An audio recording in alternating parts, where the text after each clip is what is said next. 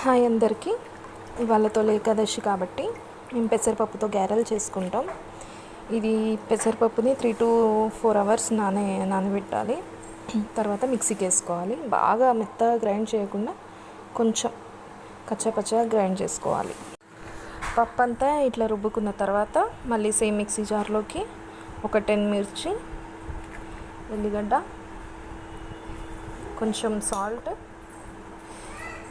జీలకర్ర వేసి మళ్ళీ కొంచెం వాటర్ యాడ్ చేసుకొని గ్రైండ్ చేసుకోవాలి. ఈ మిక్స్చర్ ఇందులో వేసుకొని మంచిగా కలుపుకోవాలి. కరివేపాకు, కొత్తిమీర, పుదీనా ఇట్లా చిన్న చిన్న కట్ చేసి ఇందులో యాడ్ చేసుకోవాలి. ఇలా మంచిగా కలుపుకోవాలి. ఇవాళ గారెలతో పాటు పూరీలు కూడా చేసుకుంటాం.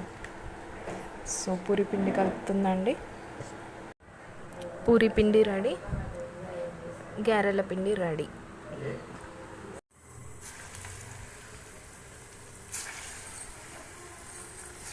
గారెలు తొందరనే అయితే అత్తమ్మా, పెద్ద పొయ్యి పెట్టాం కదా.